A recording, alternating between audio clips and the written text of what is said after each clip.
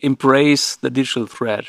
It is here to help you, right? Deal with it and think of the opportunities for your businesses in it, especially when it comes to hybrid approaches.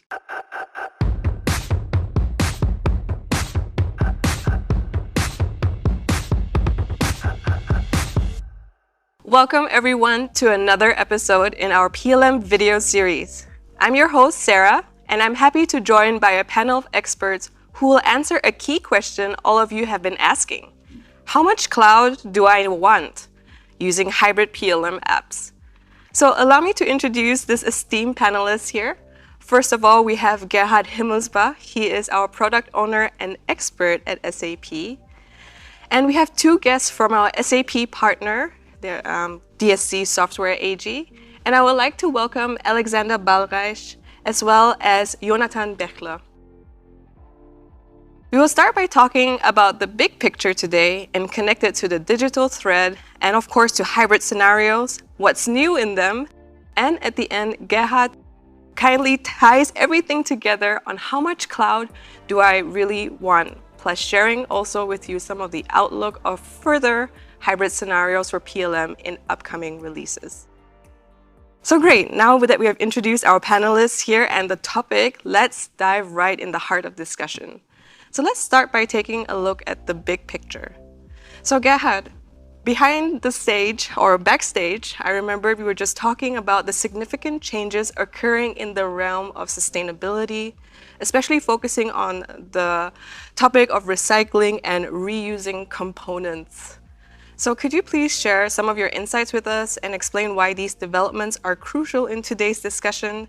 We also know already that sustainable design is something that all product designers aspire for. But in this digital globalized circular economy, how can designers ensure that the end users or the consumers is empowered to take part in the sustainability aspect that the designer initially thought of? The European government is considering currently to implement a law that every product in Europe has to have a digital product passport. This helps to identify the components and ingredients of a product to bring it back into the circular economy and to recycle it. The information about the product's ingredients are created in the engineering, and here the digital thread begins. Good point with the digital thread, Gerhard. So, Jonathan, since you're also here to shed some light about the digital thread, can you help it bring into context of today's discussion? Sorry. A pleasure. So, when it comes to digital thread, in my mind, as it's being discussed today, it really ties together all the data, right? And it's the data of the supply chain, and this data might be constantly changing. So regardless where the data does come from initially or by whom it was created, it is concerning all areas of the digital thread: define, develop, and deliver. To narrow the scope down a bit, since it's really huge, I'll be addressing two main capabilities a business information system should bring today to meaningfully support the digital thread approach. So, first aspect, the system should bring all functionalities to picture customers' end-to-end processes. From my point of view, the whole product lifecycle management of their products is considered here. The second aspect, from my point of view, it's key to present data objects out of the system and to present their links to other data objects in an elegant way. Make fundamental functionality out of the box, ship the best practice configurations and business processes with the product. Yes, you can find all this and much more in SAP's portfolio. Once you set up a nice digital thread in your SAP system and have brought all your data in there, the data eventually forms a large web of information, telling stories about your business. That's exactly what you want. However, the digital thread is not limited to one single SAP system only. Later, we will see how on-premise and cloud solutions work seamlessly together and how this will make the digital thread go above and beyond. As an example, I'd like to talk and highlight the SAP Business Technology Platform. That's the platform SAP Enterprise Product Development runs on. We come to that later. Things become exciting when internal research and development departments and external suppliers can work together easily and with full transparency. before we dive deeper here with Alex, I'm handing back the staff to Sarah. Thank you so much, Jonathan, for sharing your insights and helping connect the dots of the digital thread and how it happens also in reality. So this brings us perfectly into the next segment of showing how it's actually done and also sharing some already hybrid scenarios that came out in the last year. So speaking of SAP Engineering Control Center, Jonathan, you've mentioned that just earlier. I've seen numerous content across social media in the last couple of months thanks to your colleagues and your marketing team. So Alex, what are some of the highlights that you can share with us for 2023 for SAP Engineering Control Center? Thanks, Sarah. The SAP EPD capability collaboration is a perfect example of such a hybrid business case. SAP ECTR provides a direct integration to the EPD capability. This was introduced in the previous version already and allows SAP ECTR users to easily share documents and assemblies with all necessary informations with their external partners. Sharing gets as simple as exporting assemblies to a local drive, basically. With our release, we also provided a new modern and intuitive interface to close a little bit the visual gap between the SAP Cloud Solutions and SAP ECTR. We updated our default UI theme to match the SAP Fiori standards. This will surely help to increase the user acceptance when switching between on-premise functionality and cloud capabilities. The user can also select between multiple themes. Even the dark one is currently available, as you can see, and we finally allow customers to adapt the themes by their needs. For example, increasing the text size on high-resolution computers. In the past, the small text sizes in SAP ECTR UI often were quite stressful to look at on a, for example, 4K display. Of course, we didn't stop there. Recently, we introduced the display of our preview pictures in many UIs, where we display either structural informations or displaying list of documents. Especially in dialogues, for example, the mass change dialog or the status dialog in SAP ECTR, those preview pictures visually support the user to identify the objects and will help tremendously in the daily work. It will increase the user acceptance of SAP ECTR by simply providing more visual feedback and informations to the users. If you ever wanted to have a visual representation of your multi-level BOM, you now have the possibility to see it in SAP ECTR. Talking about BOMs. In the previous release, we added the capability to derive a BOM directly inside of SAP ECTR, depending on the document structure of your assemblies.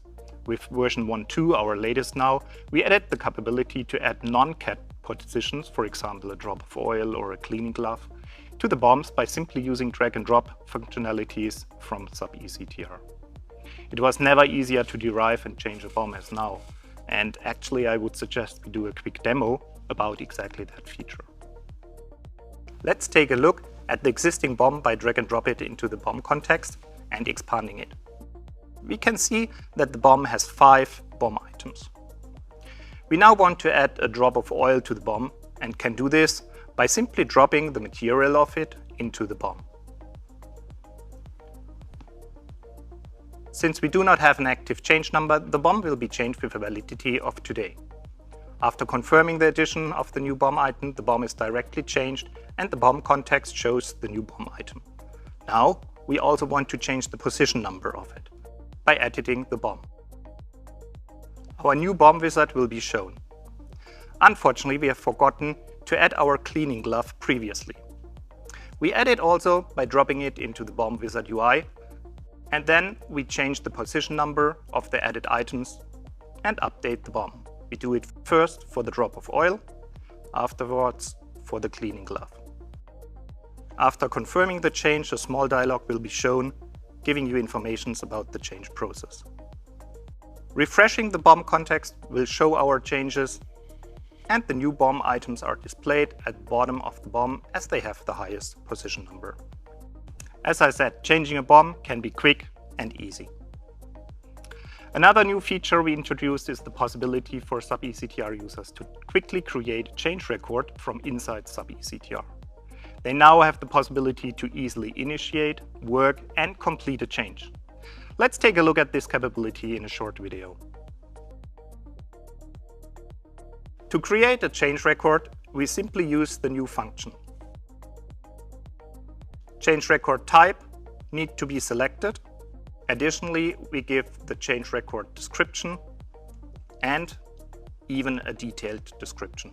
As a last step, we enter the responsible person for the change record. After creation of the change record, it will be displayed in our SAP ECTR folder.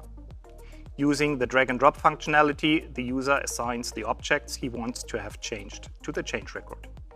He also defines the change relevance on the objects. In this case, he wants to have a new version created on the document and a normal change performed on the material master.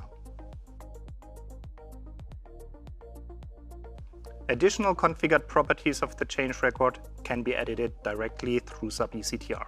In our case, we want to define the expected completion date. We set it to the 30th of June 2024. To start the review process, the change record status must be changed. In the dialog, the change record action Start Change Process is executed, which will move it into status Change Request in Review. The new status is indicated directly in SAP ECTR by a new icon on the change record. After approval of the change record, the engineer can directly continue his work and implement the changes. Thank you for sharing your highlights into what came out this year for SAP Engineering Control Center. Alex, you did a great job summarizing many things in such a short amount of time. So you guys back home, if you're interested to dig deeper into this, you can check out a webcast at your own leisure in both English and in German. We'll pop the link of the webcast in the YouTube description below. So let's continue with the story of the digital thread. I think we're leading into answering one of the main questions of this discussion is, how much cloud do I want? So Jonathan touched a little bit about the hybrid scenarios earlier.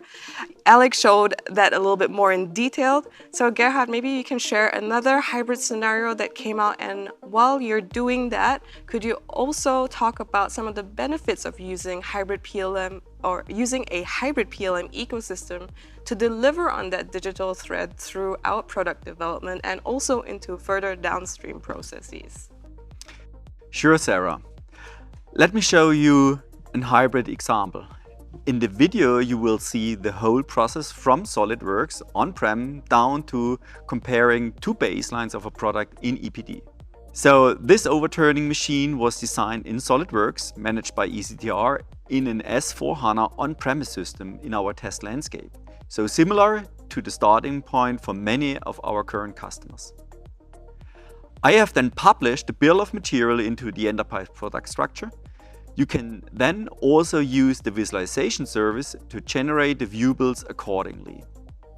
Afterwards, I made a change in the CAD system and replaced the red motor with the bluish one. To make it easier to find the new state, I created also a baseline with the new config management. Now I can easily load those two structures and visualize them. You can also compare the two product structures.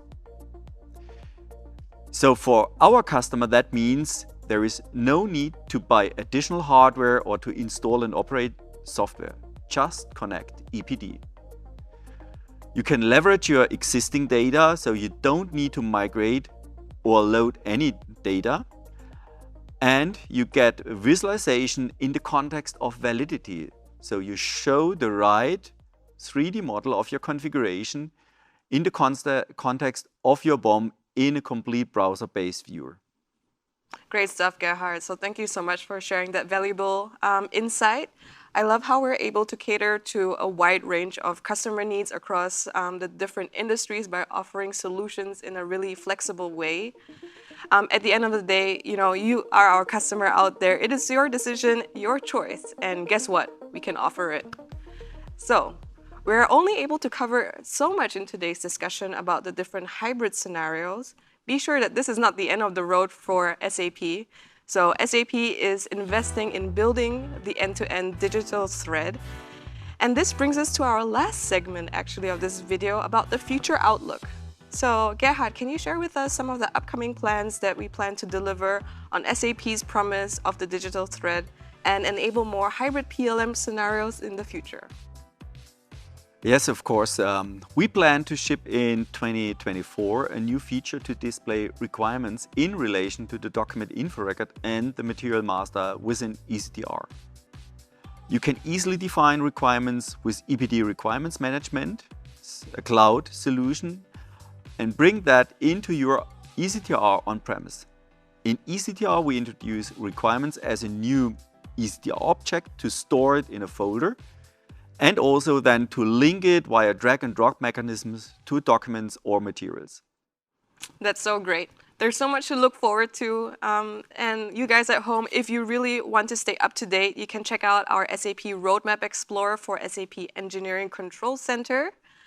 To wrap it up, I would love for each one of you to share one key message you would like to, for our audience to take home with them today.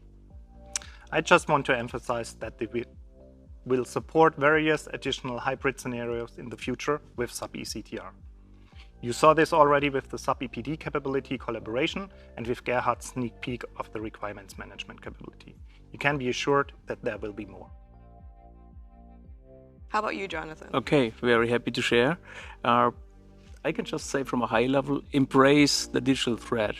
It is here to help you, right? Deal with it and think of the opportunities for your businesses in it, especially when it comes to hybrid approaches.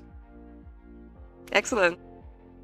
Yeah, I just can say start today. If you have ECTR already, you are very close to consume capabilities from the cloud. That is so great. So I'm so glad that we are able to have more clarity to our customers about the possibilities that are out there with hybrid PLM scenarios, and that you can get started immediately. That's awesome. So this brings us to the end of our discussion. A big thank you to Gerhard from SAP and to Alexander and to Jonathan from our partners DSC Software AG for joining us today. We hope that you all found this conversation informative and inspiring. And if you want to find out more about SAP Engineering Control Center, we highly recommend that you check out our website at www.sapectr.com. Until next time,